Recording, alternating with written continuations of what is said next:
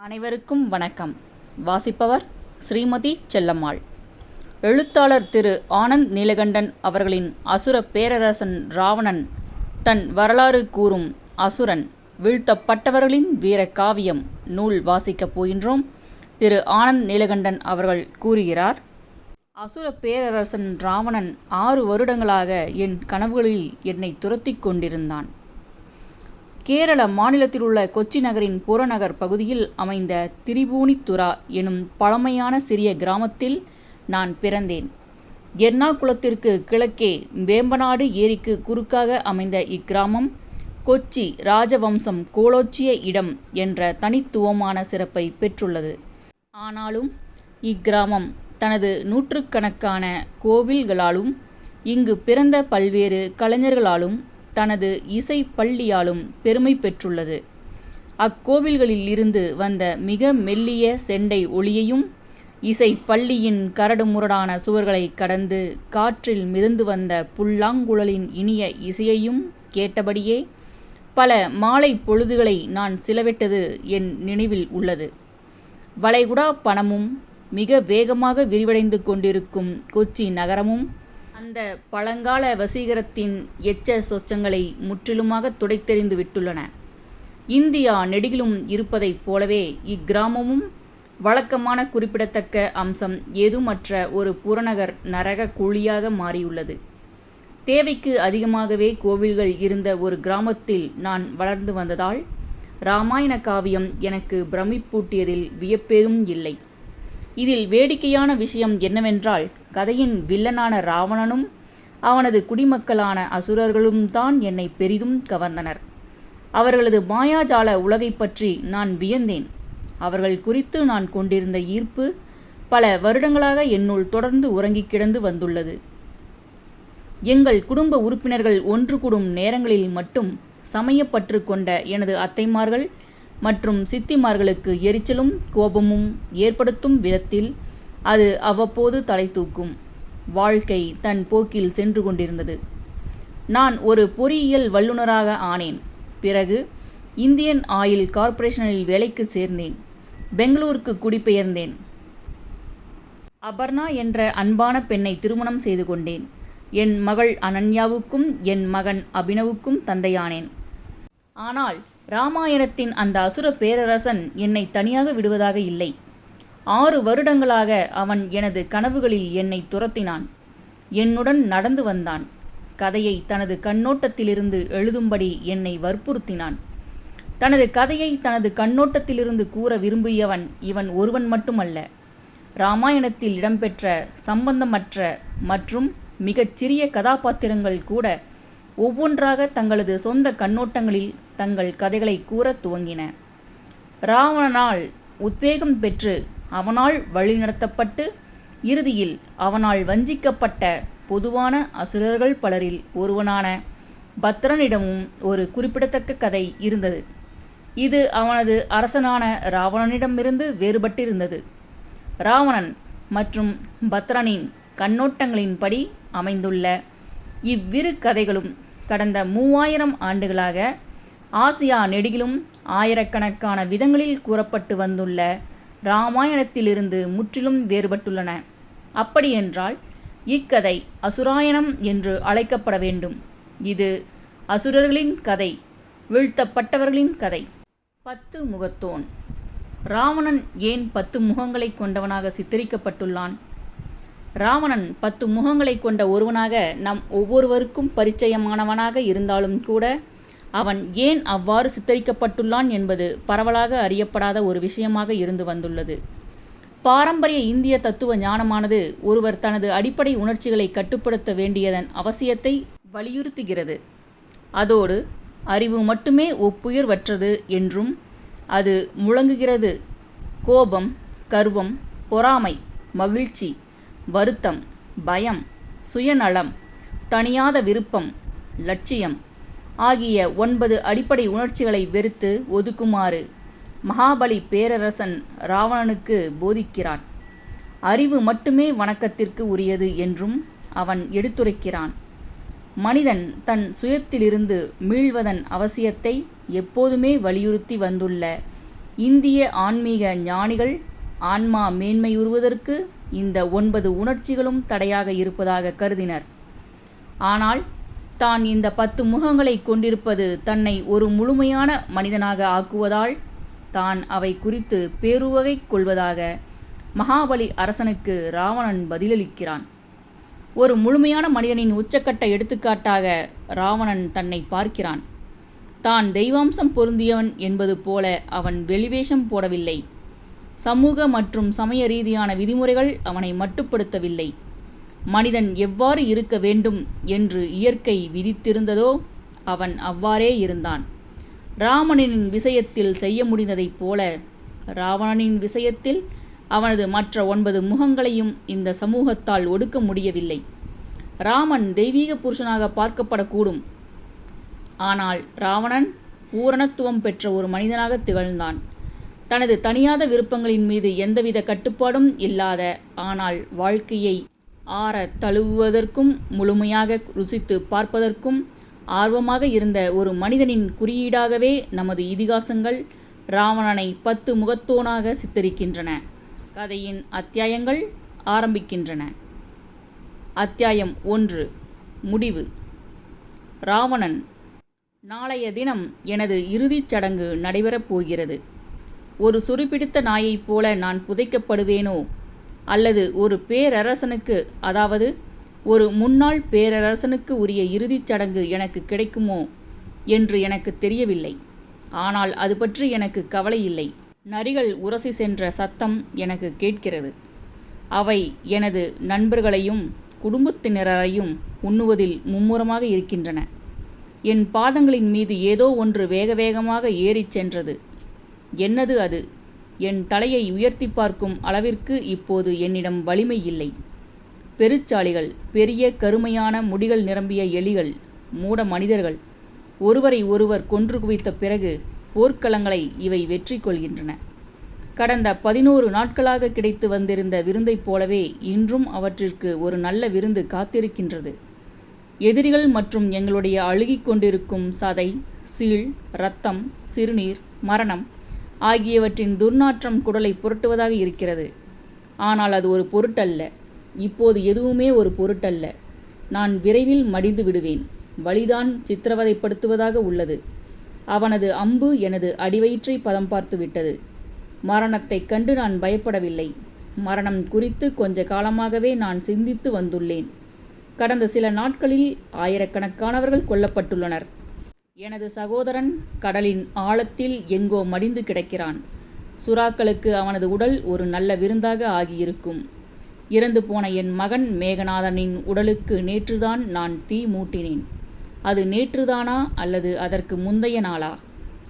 நேரம் பற்றிய உணர்வு முழுவதையும் நான் இழந்து விட்டேன். பல விஷயங்கள் குறித்த பிரக்ஞை என்னிடமிருந்து மாயமாய் மறைந்துவிட்டது. பிரபஞ்சத்தின் ஆழத்தில் தனிமையில் ஒரு விண்மீன் தகதகத்து கொண்டிருக்கிறது. எல்லாவற்றையும் ஆட்கொள்கின்ற, எல்லாவற்றையும் அழிக்கின்ற சிவபெருமானின் 3வது கண்ணைப் போல அது எரிந்து கொண்டிருக்கிறது. நான் நேசிக்கும் என் இலங்கை அழிக்கப்பட்டு கொண்டிருக்கிறது. முன்பு ஓர் அருமையான தீவாக இருந்த அதில் அணைந்து கொண்டிருக்கும் தழல்களை இன்னும் என்னால் காண முடிகிறது. எனது தலை நகரமான திரிகோட்டா உலகின் தலை சிறந்த நகரமாக இருந்தது. அந்த குரங்கு மனிதன் இங்கு வந்து அதற்கு நெருப்பு மூட்டுவதற்கு முந்தைய நிலை அது. திரிகோட்டா பல நாட்களாக எரிந்தது. கடைகளும் வீடுகளும் மாளிகைகளும் எரிந்து சாம்பலாயின. ஆண்களும் பெண்களும் குழந்தைகளும் அந்த தீயில் வெந்து மடிந்தனர். ஆனால் எங்கள் நகரை நாங்கள் மறுசீரமைத்தோம். திரிகோட்டாவை மீண்டும் கட்டி எழுப்பும் பணியில் ஊனமற்ற ஒவ்வொரு மனிதனும் பங்கு கொண்டான். பிறகு அந்த குரங்கு மனிதன் மீண்டும் தனது தலைவர்களோடு வந்து எல்லாவற்றையும் அழித்தான். அனுமன்தான் இதை செய்தான். அந்த குரங்கு மனிதன்தான் எங்களுக்கு மரணத்தையும் அழிவையும் வீழ்ச்சியையும் கொண்டு வந்தான். நான் அதிலேயே உழன்று கொண்டிருக்க விரும்பவில்லை. என் மகன் அவனை பிடித்தபோதே நான் அவனை கொன்றிருக்க வேண்டும். என்னுடைய தம்பியின் கூற்றிற்கு நான் செவி மடுத்தேன். அவன் எனக்கு எதிராக சதித்திட்டம் தீட்டிவிட்டான். ஆனால் தேச துரோகமும் நம்பிக்கை துரோகமும் அசுரர்களுக்கு புதிதல்ல. நான் சூதுவாது அறியாதவனாக இருந்து விட்டேன். என்னுடைய சகோதரர்களும் எனது மக்களும் எப்போதும் என் மீது அன்பு செலுத்துவார்கள் என்று நான் முட்டாள்தனமாக நம்பினேன். நம்பிக்கை துரோகத்திற்கு ஆளாவேன் என்று நான் ஒருபோதும் கற்பனை செய்ததில்லை. அதை நினைத்தால் இப்போது எனக்கு சிரிப்புதான் வருகிறது. ஆனால் ஒருவரது குடல் நாளங்கள் அவரை சுற்றி மலர் வளையங்களைப் போல பரவி கிடக்கும்போது சிரிப்பது அவ்வளவு சுலபமல்ல. மகிழ்ச்சி ஒளி எனது நகரத்திலிருந்து என்னை நோக்கி மிதந்து வருகிறது. என் எதிரி தனது வெற்றியை கொண்டாடி கொண்டிருக்கிறான். குரங்கு மனிதர்கள் திரிகோட்டாவை மும்முரமாக சூறையாடி கொண்டிருப்பார்கள். எனது கோவில்கள் கொள்ளையடிக்கப்படும். தானிய களஞ்சியங்கள் தீயிட்டு கொளுத்தப்படும். மருத்துவமனைகளும் பள்ளிகளும் எரிக்கப்படும்.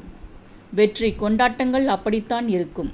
வெற்றி தேவதை என் பக்கத்தில் இருந்தபோது இதைவிட மோசமானவற்றையும் தேவர்களின் கிராமங்கள் பலவற்றிற்கு நாங்கள் செய்திருக்கிறோம். சில அசிங்கமான குரங்குகள் இப்போது எனது அந்தப்புறத்திற்குள் நுழைந்திருக்க வேண்டும். மோசமாக ஏதேனும் நிகழ்வதற்கு முன்பாக செங்குத்து பாறையிலிருந்து கீழே குதிப்பதற்கான அறிவு என் அரசிக்கு இருக்கும் என்று நான் நம்புகிறேன். இப்போது என்னால் எதையும் கட்டுப்படுத்த முடியாது.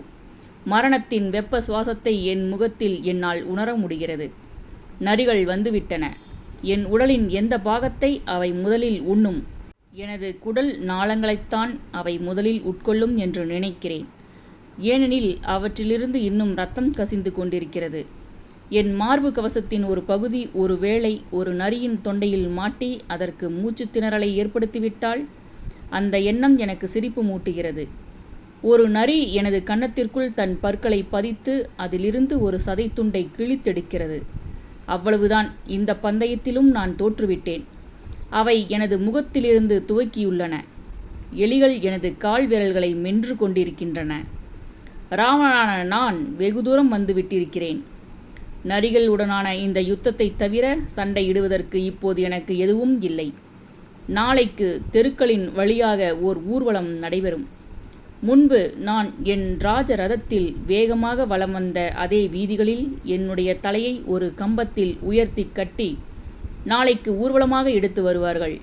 இந்த காட்சியை காண எனது மக்கள் திகிலோடும் குரூர மகிழ்ச்சியோடும் கூட்டமாக வருவார்கள். என் மக்களை பற்றி எனக்கு நன்றாக தெரியும். அது ஒரு பெரிய திருவிழாவாகவே இருக்கும். நான் அடிபட்டு கீழே விழுந்த பிறகு ராமன் ஏன் என் அருகே வந்து என் முன்னே நின்றான் என்பது மட்டும் எனக்கு புரியவில்லை. அவன் அங்கு நின்ற விதம் என் மீது தனது ஆசீர்வாதங்களை பொழிவது போல இருந்தது. உலகிலேயே மிக அதிகமாக கற்றறிந்த மனிதன் நான்தான் என்றும், நான் ஒரு மிகச்சிறந்த அரசன் என்றும், ஆட்சி எனும் கலையை பற்றி மற்றவர்களால் என்னிடமிருந்து கற்றுக்கொள்ள முடியும் என்றும் அவன் தனது சகோதரனிடம் கூறினான். எனக்கு வந்த சிரிப்பை நான் மிகவும் சிரமப்பட்டு அடக்கினேன். என் சாம்ராஜ்யம் என்னை சுற்றி சின்னாபின்னமாக சீரழிந்து கிடக்கும் அளவிற்கு நான் ஆட்சி புரிந்திருந்தேன். எரிந்து கொண்டிருக்கும் எனது வீரர்களின் உயிரற்ற உடல்களில் இருந்து வருகின்ற நெடியை என்னால் நுகர முடிகிறது. என் மகன் மேகநாதனின் குளிர்ந்த உயிரற்ற உடலை இப்போது கூட என் கைகளில் என்னால் உணர முடிகிறது. கொழுந்துவிட்டு எரிந்து கொண்டிருந்த திரிகோட்டாவின் மூச்சு திணறடிக்கும் காற்று என் உணர்வுகளை திக்குமுக்காட செய்தது. ராமனிடமிருந்தும் லட்சுமணனிடமிருந்தும் அந்த குரங்கு மனிதர்களிடமிருந்தும் என் மக்களை என்னால் காப்பாற்ற முடியவில்லை. ஆனால் இவனோ நான் ஒரு மாபெரும் அரசன் என கூறிக்கொண்டிருக்கிறான். இதிலுள்ள வேடிக்கையை என்னால் பாராட்டாமல் இருக்க முடியாது. என் எதிரியை பார்த்து நான் சிரிக்க விரும்பினேன். தலைகள் கொய்யப்பட்டும் விரல்கள் துண்டிக்கப்பட்டும் உயிரற்றும் என்னை சுற்றி சிதறி கிடந்த என்னை நம்பிய முட்டாள்களைக் கண்டு நான் சிரிக்க விரும்பினேன். அனைத்து மனிதர்களும் சமமாக நடத்தப்பட வேண்டும் என்ற கனவுகளுடன் நான் என் இராஜாங்கத்தை கட்டி எழுப்பியிருந்தேன். அந்த கனவை நினைத்து இப்போது நான் சிரிக்க விரும்பினேன். அது சிரிக்கத்தக்க ஒரு விஷயம்தான். ஆனால் ஒரு பேரரசன் போயும் இப்படியா இறக்க வேண்டும்? எலிகளும் நரிகளும் என்னை குதறத் தொடங்கிய வேகத்திலேயே திடீரென்று அங்கிருந்து வேக வேகமாக ஓட்டமெடுத்தன. இருண்ட இரவை விட இருட்டாக இருந்த ஒரு நிழல் என் மீது விழுந்தது. சுருள் முடியுடன் இருந்த ஓர் இருண்ட தலை என் கண்ணுக்கு தென்பட்டு கொண்டிருந்த அந்த ஒற்றை நட்சத்திரத்தை என் பார்வையிலிருந்து மறைத்தது. அது மரணக் கடவுளான காலனா? அவன் என்னை கூட்டிச் செல்வதற்காக வந்திருக்கின்றானா? என் கண்களை அகலத் திறப்பதற்கு நான் போராடினேன். ஆனால் காய்ந்து போன இரத்தம் என் கண்ணிமிகளை ஒட்டி கொள்ளச் செய்தது. என் தலையை கொய்து அதை ஒரு பரிசு கோப்பையாக எடுத்துச் செல்வதற்காக வந்துள்ள ராமனின் கீழ்நிலை சேவகர்களில் யாரேனும் ஒருவனா அவன்? நான் அவனது முகத்தை பார்க்க விரும்புகிறேன். எனது இறுதி கணங்களில் எந்தவிதமான தடுமாற்றமும் பயமும் இன்றி நான் அவனது கண்களுக்குள் ஊடுருவி பார்க்க விரும்புகிறேன். என் மீது படிந்திருந்த அந்த நிழலின் தலை மற்றும் சுருள்முடி குறித்த ஏதோ ஒன்று என் கடந்த காலத்தை எனக்கு நினைவுபடுத்துகிறது. எனக்கு அவனை தெரியுமா? அவன் என்னை நோக்கி குனிந்து என் முகத்தை பார்க்கிறான். ஆ, இது பத்ரன், என் நண்பன், எனக்கு எஞ்சியிருந்த ஒரே நண்பன். ஆனால் அவனை என்னுடைய நண்பன் என்று இனியும் என்னால் அழைக்க முடியுமா என்று எனக்கு தெரியவில்லை. துவக்கத்தில் அவன் எனது காலாட்படை வீரர்களில் ஒருவனாக இருந்தான். எனது வேலைக்காரனாக இருந்தான். பிறகு வழியில் அவன் எங்கோ தொலைந்து போனான். அவன் என் வாழ்விற்குள் வருவதும் போவதுமாக இருந்தான். சில சமயங்களில் பல வருடங்களாக அவன் காணாமல் போனான். ஒரு படைக்கு நான் தலைமை வகித்தபோது எனது தனிப்பட்ட முகாமிற்கு வந்து போவதற்கு பத்ரனுக்கு அனுமதி இருந்தது. எனது அந்த படை ஒரு புரட்சி படையை விட திருடர்களின் கும்பல் ஒன்றை அதிகமாக ஒத்திருந்தது என்று கூறலாம். பிறகு நான் ஒரு சிறிய தீவிற்கு அரசனாக ஆனபோது எனது தனிப்பட்ட அறைக்குள் வந்து போவதற்கு அவனுக்கு அனுமதி இருந்தது. இறுதியில் நான் இந்தியாவை ஆண்டு கொண்டிருந்த போது எனது படுக்கையறைக்கு அவன் வந்து போனான். அதைவிட அதிகமாக என் சகோதரர்களிடம் இருந்தும், என் மனைவியிடம் இருந்தும், என் காதலியிடம் இருந்தும், என் மக்களிடம் இருந்தும், ஏன் என்னிடமிருந்தும் கூட நான் மறைத்து வைத்திருந்த எனது இதயத்தின் இருண்ட மூலைகளுக்குள் அவனால் நுழைய முடிந்தது.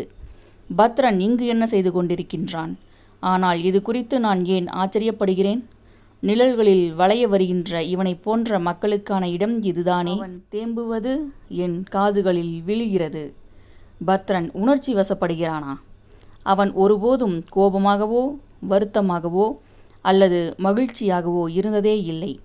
இப்போதுதான் மிகவும் உணர்ச்சி வசப்பட்டு இருந்தது போல அவன் நடந்து கொண்டான். ஆனால் அவனுக்கு உணர்ச்சிகள் ஏதும் கிடையாது என்பதை நான் அறிவேன். அது எனக்கு தெரியும் என்பது பத்ரனுக்கும் தெரியும். பத்ரா, என்னை இங்கிருந்து கூட்டிச் செல், என்னை இங்கிருந்து தூக்கிச் சென்று. நான் வலிமை குன்றியிருந்தேன். உண்மையில் என் வாயிலிருந்து அந்த வார்த்தைகள் வெளிவந்தனவா அல்லது என் தொண்டை குழியிலேயே எங்கோ அமைதியாக மடிந்து விட்டனவா என்று கூட எனக்கு தெரியவில்லை. பத்ரன் தன் தலையை அசைத்தான். நான் மிகவும் குளிர்ந்து போயிருந்தேன். என் ஜீவன் என்னை விட்டு போய்க் கொண்டிருந்தது. அப்போது பத்ரன் என் தலையை தன் மார்போடு சேர்த்து அணைத்து கொண்டான். அவனது வியர்வையை என்னால் நுகர முடிந்தது. என் உடலின் ஒவ்வொரு கோணத்திலிருந்தும் வலி என்னை துளைத்தெடுத்தது. அந்த வேதனை தனது விஷ கொடுக்குகளை என் நாளங்களுக்குள் ஊடுருவ செய்தது. நான் முனகினேன். எனது இரத்தம், எனது மக்களின் இரத்தம், எனது கனவுகளின் இரத்தம் மற்றும் எனது வாழ்க்கையின் இரத்தத்தினால் ஈரமாக இருந்த நிலத்தின் மீது பத்ரன் என்னை கிடத்தினான். எல்லாம் முடிந்துவிட்டது. ஒருவித வருத்த உணர்வும் வெறுமை உணர்வும் எனக்குள் ஊற்றெடுத்தன. அரசே, நான் உங்கள் வேலையை பூர்த்தி செய்வேன். நீங்கள் கவலைப்படாதீர்கள். அமைதியுடன் செல்லுங்கள். நம் இனத்திற்காக நான் அதை செய்வேன். என் வழிமுறைகள் வேறாக இருக்கலாம். உங்களுடைய வழிமுறைகளோடு ஒப்பிடுகையில் உன்னதமற்றவையாகவும் இருக்கலாம். முன்பொரு சமயத்தில் நானும் ஒரு போர் வீரனாக இருந்தவன்தான். ஆனால் இப்போது எனக்கு வயதாகிவிட்டது. ஆயுதங்கள் இப்போது என்னை அச்சுறுத்துகின்றன. போரைக் கண்டு நான் பீதி அடைந்துள்ளேன். ஒரு குழந்தையை கூட என்னால் காயப்படுத்த முடியாது. ஆனாலும் என் வழிமுறைகள் மிகவும் கொடுமையானவை. உங்களுக்காகவும் எனக்காகவும் சேதப்படுத்தப்பட்டுள்ள நமது இனத்திற்காகவும் நான் பழி வாங்குவேன். நமக்கு செய்துள்ளவற்றுக்கு ராமன் பதில் சொல்லித்தான் ஆக வேண்டும். என்னை நம்புங்கள். இப்போது அமைதியுடன் செல்லுங்கள். பத்ரன் கூறியவற்றில் பெரும்பான்மையான விஷயங்கள் எனக்கு கேட்கவில்லை. ஆனால் வினோதமாக அவனது வார்த்தைகள் எனக்கு ஆறுதல் அளித்தன.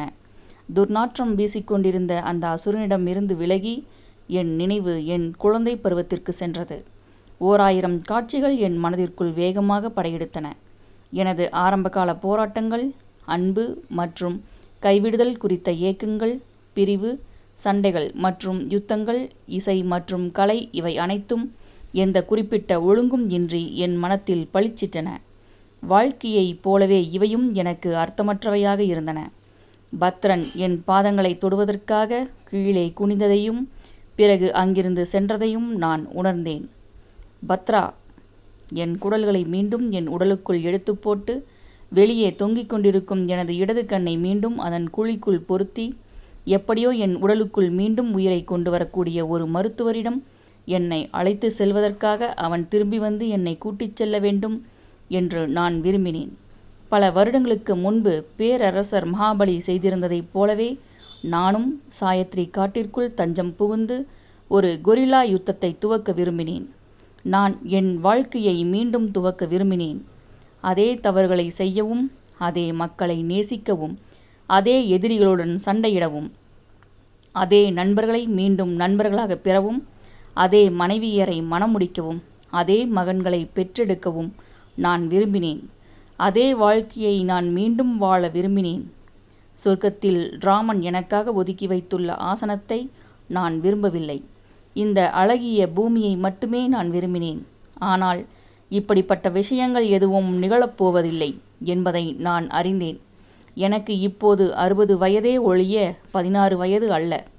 ஒருவேளை நான் பிழைத்தெழுந்து வாழ்ந்தால் கிழிந்து போன உடைகளுடனும் உடல் முழுக்க துர்நாற்றத்துடனும் ஏதேனும் ஒரு கோவிலில் ஒரு வயதான அழுக்கான ஒற்றைக்கண் பிச்சைக்காரனாக இருப்பேன். நான் முன்பு எப்படி இருந்தேனோ அதிலிருந்து முற்றிலும் வேறுபட்டதொரு வாழ்க்கையாக அது இருக்கும். நான் இப்போது இறக்க விரும்பினேன்.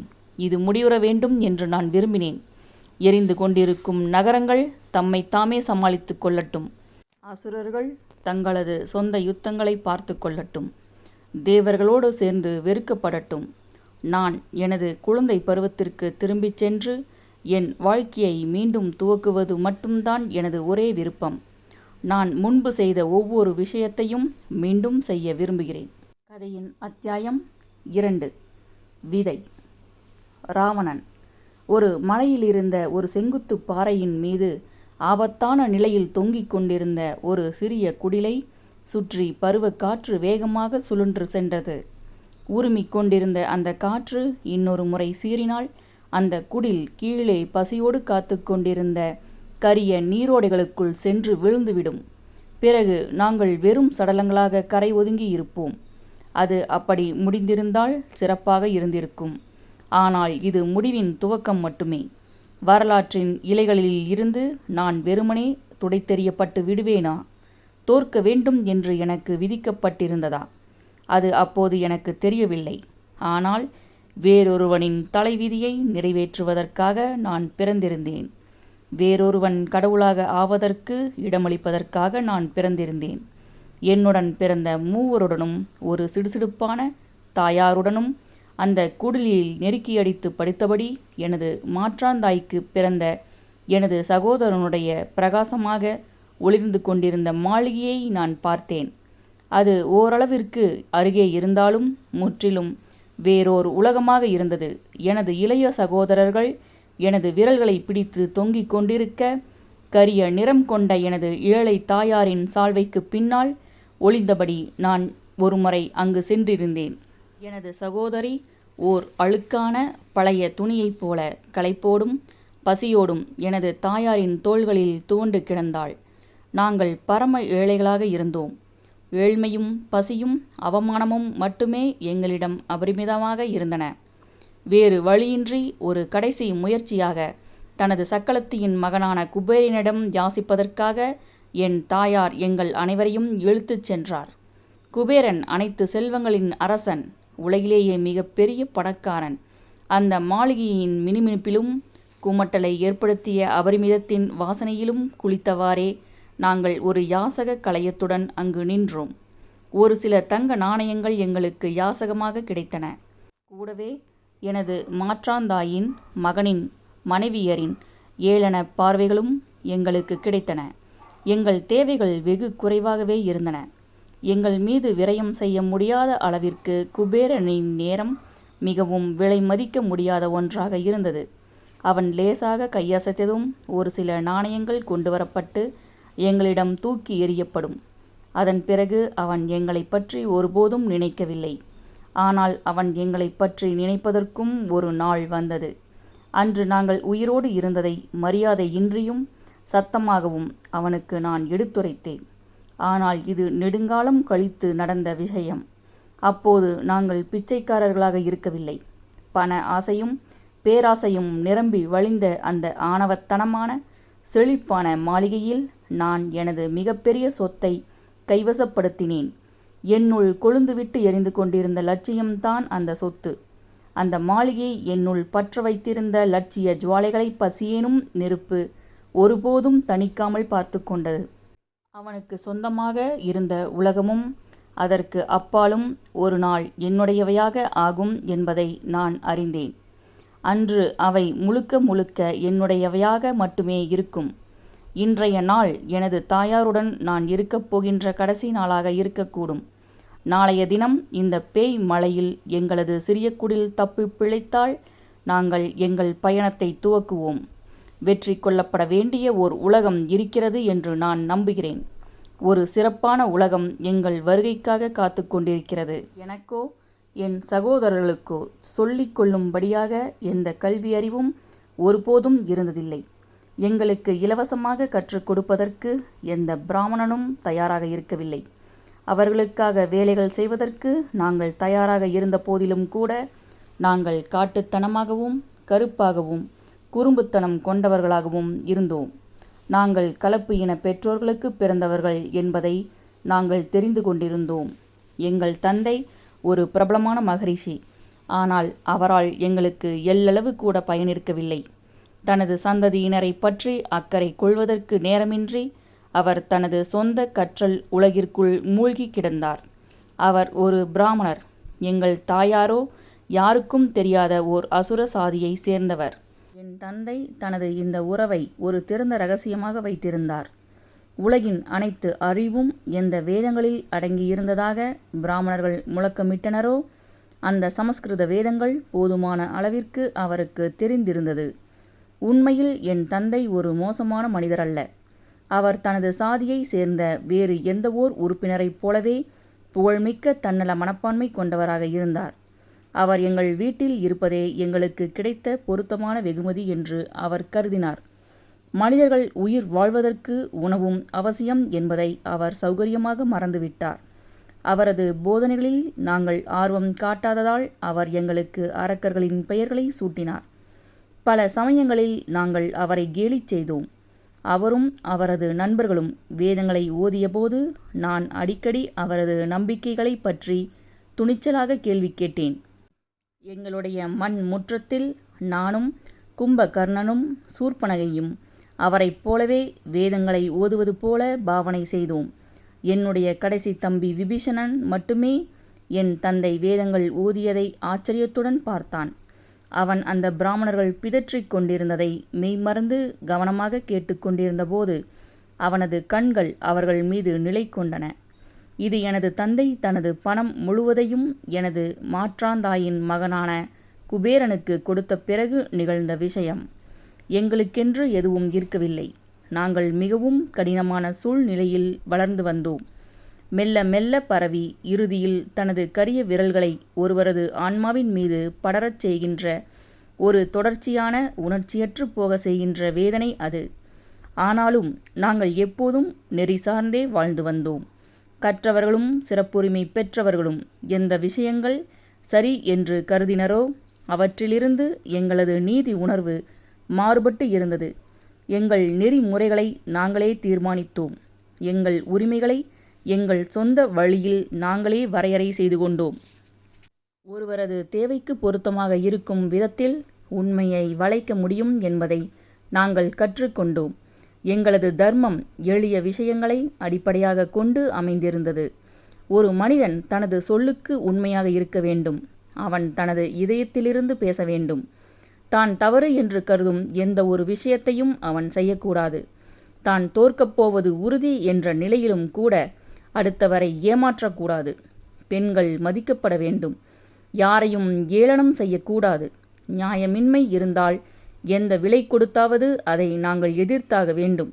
பண்டைய அசுரர்கள் அல்லது தேவ ரிஷிகளின் மாபெரும் போதனைகள் எதுவும் எங்களுக்கு ஒருபோதும் தெரிந்திருந்தது இல்லை.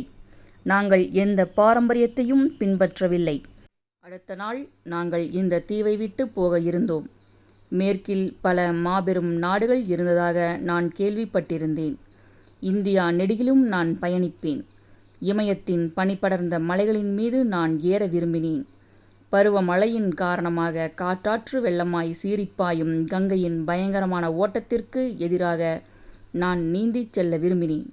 விந்திய மலை மற்றும் சாயத்ரி மலையின் அடர்ந்த காடுகள் வழியாக சென்று குரங்கு மனிதர்களையும் யக்ஷர்கள் மற்றும் கிண்ணறர்களின் ராஜ்யங்களையும் பார்ப்பதாக நான் கனவு கண்டேன். இசையால் நிரம்பி வழிந்த காந்தர்வர்களின் உலகில் நான் இருந்ததாக கனவு கண்டேன். நான் வெற்றி கொள்வதற்கு எப்பேற்பட்ட உலகம் எனக்காக காத்திருக்கிறது, நான் அனுபவிப்பதற்காக எப்பேற்பட்ட வாழ்க்கை என்னை வரவேற்க காத்திருக்கிறது. ஒரு நாள் மாபெரும் இமயமலை தொடரில் இருந்து இலங்கை வரை, இல்லை, இலங்கையிலிருந்து மாபெரும் இமயமலை தொடர் வரை ராவணன் இவ்வுலகை ஆழ்வான். அனைவருக்கும் நியாயமும் அமைதியும் செழிப்பும் கிடைக்கும் விதத்தில் நான் இவ்வுலகை ஆள்வேன். எனது எல்லையற்ற கனவுகளின் நிழல்களில் ஒரு சிறிய சந்தேகம் கண்ணாமூச்சி விளையாடிக் கொண்டிருந்தது. இந்த அற்புதமான கனவுகள் அனைத்தும் வெறுமனே எனது பசியால் எனக்கு ஏற்பட்டிருந்த மாயைகளா? கரிய அலைகளால் தழுவப்பட்டு பெரும் சீற்றத்துடன் பாயும் நீரால் இழுத்துச் செல்லப்பட்டு இன்று நான் இறக்கக்கூடும். என் வாழ்க்கை ஒரே ஒரு கணம் மினுமினுத்துவிட்டு பிறகு இருண்ட அமைதியில் முடியக்கூடும். அப்போது என் இதயத்திற்கு மிக நெருக்கமாக நான் தாங்கிக் கொண்டிருக்கும் எனது ஆழ் விருப்பங்களும் லட்சியங்களும் யாருக்கு தெரியும்? என் மக்களுக்கு நான் எப்படிப்பட்ட புகழ்மிக்க வாழ்க்கையை திட்டமிட்டிருந்தேன் என்பது யாருக்கு தெரியும்? கீழே கொந்தளித்து கொண்டிருக்கும் கருப்பு தண்ணீரில் கொப்பளித்து கொண்டிருக்கும் நுரையைப் போலவே என் வாழ்க்கையும் உயர்ந்து பரவி பின் மாயமாய் மறைந்துவிடும். என் தாயாரின் கண்ணீர் என் ஆன்மாவில் ஆழமாக துளையிட்டது. நாங்கள் வெளியே சென்று உலகை வெல்ல வேண்டும் என்று அவர் விரும்பினார். ஆனால் நாங்கள் தன் அருகில் இருக்க வேண்டும் என்பதும் அவரது விருப்பமாக இருந்தது. என் கண்களில் தகதகவென எரிந்து கொண்டிருந்த நெருப்பை அவர் பார்த்துவிட்டார் போலும். தான் எங்களை தடுத்து நிறுத்தப் போவதில்லை என்று அவர் தீர்மானித்தார். நான் திரும்பி பார்க்கும்போது கந்தலான ஆடைகள் அணிந்திருந்த கூன் விழுந்த ஓர் உருவம் எனது அவலட்சணமான தங்கையை ஆற தழுவிக் கொண்டிருந்ததை நான் கண்டேன். எங்களை பொறுத்தவரை எங்கள் தங்கைதான் மிக அழகான குழந்தை. ஆனால் என் தாயார் எங்களுக்குள் விதித்திருந்த நியாய உணர்வை வைத்து பார்க்கும்போது தான் பார்த்ததிலேயே மிகவும் அசிங்கமான உயிரினம் என் தங்கைதான் என்ற என் தந்தையின் நம்பிக்கையோடு தயக்கத்துடன் உடன்படுவதைத் தவிர எனக்கு வேறு வழி இருக்கவில்லை. என் தந்தை அவ்வாறு கூறியதற்காக நான் அவரை வெறுத்தேன். அவர் கூறியது உண்மை என்பது அவர் மீது எனக்கு இன்னும் அதிகமான வெறுப்பை தூண்டியது. என் மாற்றாந்தாயின் மகனின் அரண்மனை வாயிற்காப்பாளன் கடற்கரையில் தனது நண்பர்களுடன் உட்கார்ந்திருந்தான். விடலை பருவத்தினராக இருந்த நாங்கள் மூவரும் எங்கள் கட்டுமரத்தை கஷ்டப்பட்டு கடலுக்குள் இழுத்துச் சென்று கொண்டிருந்ததை பார்த்து அவர்கள் எக்காலமாக சிரித்தபடி எங்களை காலத்தேவன் அழைத்து கொள்ளட்டும் என்று கூறி கேலி செய்தனர். நாகரிகமற்ற பாடல்களை பாடி என் தாயாரையும் அவர்கள் அவமானப்படுத்தினர். நான் அவர்களது கழுத்தை நெரித்து கொள்ள விரும்பினேன். ஆனால் இந்த உலகின் வழிமுறைகளைப் பற்றியும் எனது சக்தியை நியாயமான முறையில் எப்படி பயன்படுத்துவது என்பதை பற்றியும் நான் கற்று தெரிந்து கொள்ளும் வரை நான் வன்முறையை பயன்படுத்தப் போவதில்லை என்று என் தாயாருக்கு வாக்கு கொடுத்திருந்தேன். கண்ணீர் நிரம்பிய எனது கண்களை எனக்கு முன்னால் தொலைதூரத்தில் இருந்த கடற்கரையின் மீது நான் நிலைப்படுத்தினேன். அங்குதான் இந்த கொடுமையான உலகில் வெற்றி பெறுவதற்கான எனது நம்பிக்கையும் என் உலகமும் நிலை கொண்டுள்ளன. நானும் எனது சகோதரர்களும் அடர்த்தியான பசுமையான சாயத்ரி காட்டின் ஊடாக பயணித்தோம். புகழ்மிக்க மாளிகைகளையும் துறைமுகங்களையும் நாங்கள் கண்டோம். தந்தங்களையும் சந்தன மரங்களையும் மயில்களையும் குரங்குகளையும் கண்டோம். வண்ணமயமான பாய்மர சீலைகள் பொருத்தப்பட்ட கப்பல்கள் தொலைதூர தேசங்களுக்கு சென்று கொண்டிருந்ததை நாங்கள் பார்த்தோம். தங்கம், வைரம், மிளகு மற்றும் பல மசாலா பொருட்களை அவை சுமந்து சென்றன. மக்கள் மிகவும் கஷ்டப்பட்டு சம்பாதித்த பணத்தில் ஒரு பகுதியை அதிகாரமாக கேட்டு வாங்கிய கடவுள்கள் வசித்த கோவில்களை நாங்கள் பார்த்தோம். அந்த கடவுள்களின் பெயரை சொல்லி கொள்ளையடித்த அவர்களது பிரதிநிதிகளையும் நாங்கள் பார்த்தோம். சூரியனைப் போல பிரகாசமாக இருந்த விளக்குகள் அந்த நகரங்களை ஒளிரச் செய்தன. அந்நகரப் பெண்கள் அப்சரஸ்களைப் போல அழகாக இருந்தனர். என் மாற்றாந்தாயின் மகனின் கொடிகள் பறந்த படகுகளை பொறாமையும் கோபமும் ஒரு சேர நான் பார்த்தேன். நாங்கள் எந்த நகரத்திற்கு சென்றாலும் குபேரனின் நிறுவனங்களுக்கென்று அங்கு ஓர் அலுவலகம் இருந்தது.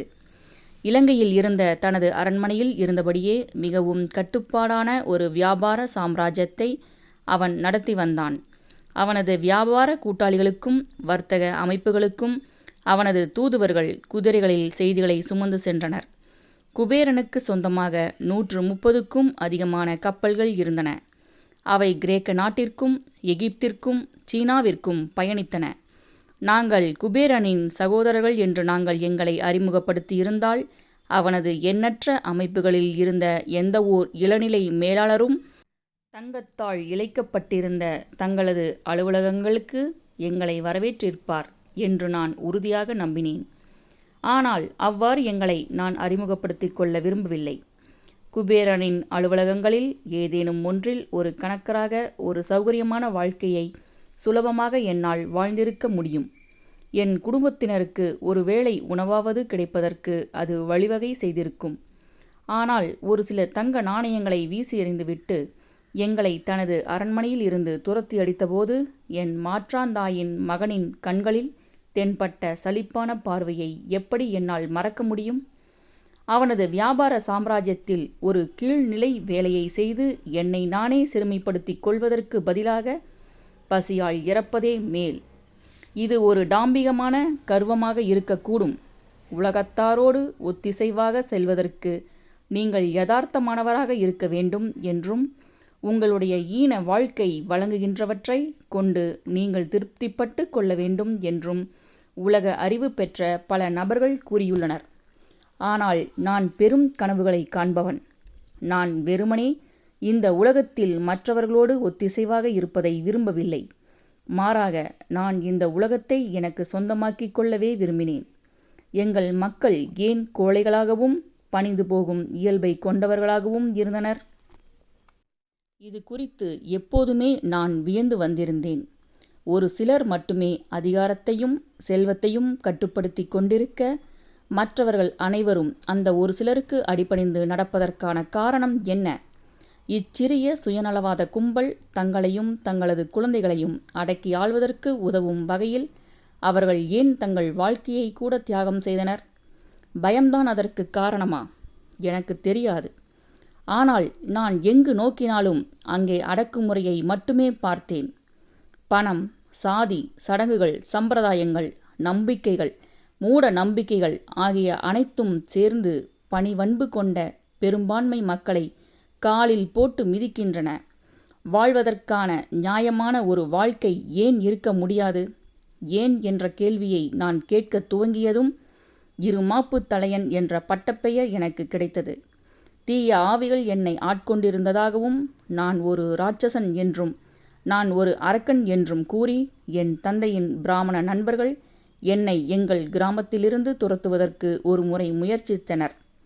அந்த நேரத்தில் நான் வயதில் மிகச் சிறியவனாகவும் அவசரக்காரனாகவும் இருந்திருக்கக்கூடும். உலகை பற்றிய எனது கண்ணோட்டத்தை உருவாக்கிக் கொள்வதற்கு தேவையான அனுபவம் எனக்கு இல்லாமல் இருந்திருக்கக்கூடும். என்னுடைய கடைசி தம்பி விபீஷணனை தவிர எங்களில் மற்ற அனைவரிடமும் ஒருவிதமான நிலை கொள்ளாத தன்மை நிலவியதை என்னால் காண முடிந்தது. விபீஷணன் ஒரு மடையன் என்று நான் நம்பினேன். ஆனால் நாங்கள் வளர்ந்து வந்த காலத்தில் எங்கள் கிராமம் அவனைத்தான் கொண்டாடியது. புத்தகங்களில் கொடுக்கப்பட்டிருந்தவற்றை அவன் அப்படியே பின்பற்றினான். அவன் ஒருபோதும் எந்த கேள்வியையும் கேட்கவில்லை. விபீஷணன் இந்த சமுதாயத்திற்கு முற்றிலும் பொருத்தமானவன் என்றும் வாழ்வில் மிகப்பெரிய ஒரு நிலையை அவன் அடையவிருந்தான் என்றும் பல சமயங்களில் நான் உணர்ந்தேன். எனக்கு அவனை பிடித்திருந்தது. அவன் மிக சிறியவனாகவும் பிறரால் எளிதில் தூண்டப்படக்கூடியவனாகவும் இருந்தான். எனவே இந்த கொடூரமான உலகிலிருந்து அவன் பாதுகாக்கப்பட வேண்டும் என்று நான் எப்போதுமே நினைத்தேன். எனக்கு தன்னம்பிக்கை வெகுவாக தேவைப்பட்டது. இதுதான் புத்திசாலித்தனம் என்று உலகம் வரையறுத்து வைத்திருந்த புத்திசாலித்தனமும் என்னிடம் இருக்கவில்லை. வேதங்களை தலைகளாக சொல்வது விபீஷணனுக்கு கைவந்த கலையாக இருந்தது. ஆனால் என்னால் அது முடியவில்லை. எப்படி பார்த்தாலும் வேதங்கள் உண்மைக்கு புறம்பானவை என்றும் அவற்றை எந்த வழியில் கூறினாலும் அது ஒரு பொருட்டே அல்ல என்றும் நான் நினைத்தேன். என் தந்தையை போன்ற வேலையற்ற சில பிராமணர்கள் ஆயிரக்கணக்கான வருடங்களுக்கு முன்பு அவற்றை உருவாக்கினர். தங்களை பயனுள்ளவர்களாக ஆக்கிக் கொள்வதற்கு பதிலாக இந்த பிராமணர்கள் தாங்களாகவே கண்டுபிடித்த கடவுளிடம் மழை, சூரியன், குதிரைகள், பசுக்கள், பணம் மற்றும் பிற பொருட்களை வேண்டி பிரார்த்தனை செய்தனர். எப்பேற்பட்ட சபிக்கப்பட்ட இடங்களில் இருந்து அவர்கள் வந்திருந்தாலும் சரி, அந்த இடங்கள் மிகவும் குளிராக இருந்திருக்க வேண்டும். இல்லையென்றால் அவர்கள் ஏன் தவளைகளைப் போல கொக்கரித்து கொண்டு தீயில் பல்வேறு வகையான சருகுகளை 100கணக்கில் போட்டபடி கடவுள்களிடம் மன்றாட வேண்டும்? ஒருவேளை நான் நடுநிலைமையோடு இல்லாது இருந்திருக்கலாம். அவர்கள் செய்த யாகங்கள் போன்றவை பயனற்றவை என்று நான் எண்ணக்கூடாது.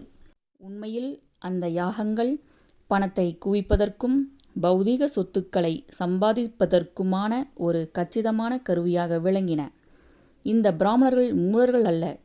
சருகுகளை எரிக்கின்ற ஒரு சாதாரணமான காரியத்தை கூட ஒரு மிகப்பெரிய அறிவியல் கண்டுபிடிப்பைப் போல பூதாகாரப்படுத்தி வெளிக்காட்டுவது எப்படி என்பதை அவர்கள் அறிந்திருந்தனர்.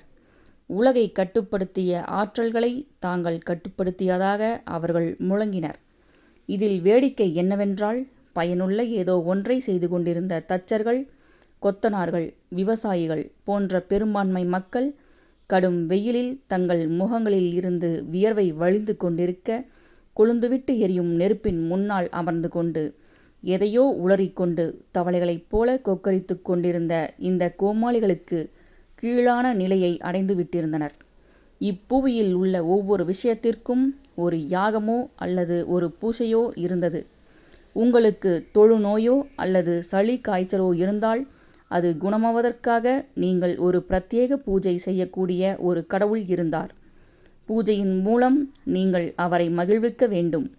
உங்களை நச்சரிக்கும் உங்கள் மனைவி, உங்களுக்கு தொந்தரவு கொடுக்கின்ற உங்கள் அண்டை வீட்டுக்காரன் ஓடிப்போக வேண்டும் என்று நீங்கள் விரும்பினால் அதற்கும் ஒரு பூசை இருந்தது. உங்கள் பசுவிற்கு ஒரு கன்றோ அல்லது உங்களுக்கு ஒரு மகனோ பிறக்க வேண்டும் என்று நீங்கள் விரும்பினால் ஒரு பிராமணன் உங்களுக்கு உதவுவான். அவன் ஒரு பூசையை நடத்தினால் ஒரு தெய்வீக கன்று பிறக்கலாம் அல்லது ஒரு மகன் பிறப்பான். நீங்கள் பிராமணர்களுக்கு உபகாரம் செய்தால் உங்கள் மகன் தனது 16 வயதிற்குள் இவ்வுலகிலேயே மிகப்பெரிய பண்டிதனாக ஆவான். இல்லையென்றால் அவன் என்னைப் போல பிராமணர்களையோ அல்லது சடங்குகளையோ மதிக்காத ஒரு ராட்சசனாக ஆவான். நம்மிடையே இப்போது பல ராட்சசர்கள் இருப்பதாக நான் நினைக்கிறேன். ஒருவேளை அவர்களிடம் ஏன் என்ற நுண்கிருமி பரவியது அதற்கு காரணமாக இருக்கக்கூடும். நம் தலைகளில் உள்ள பாவ எண்ணங்கள் அனைத்தையும் களைகின்ற ஒரு பூசையை இந்த பிராமணர்களால் ஏன் நடத்த முடியவில்லை? எனக்கு நேரம் கிடைக்கும்போது நான் இது குறித்து சிந்திக்க வேண்டும். நான் பயணம் செய்யும் இடமெல்லாம் கடவுளுடன் தங்களுக்கு நேரடி தொடர்பு இருப்பதாக கூறிக்கொண்டு மக்களை ஏமாற்றும் கபடதாரிகளை நான் காண்கிறேன். பண்டைய அரசர்கள் எப்படி திடீரென்று கடவுள்களாக ஆனார்கள் என்பது வினோதமாக இருக்கிறது. சிறப்பு கடவுள்களாக அவர்கள் எவ்வாறு பரிணாம வளர்ச்சி பெற்றார்கள் என்பது இன்னும் ஆச்சரியமூட்டுவதாக உள்ளது. கடவுள் இல்லை என்று கூறுபவன் அல்ல நான் கடவுள் மீது வலிமையான நம்பிக்கை கொண்டுள்ளேன்.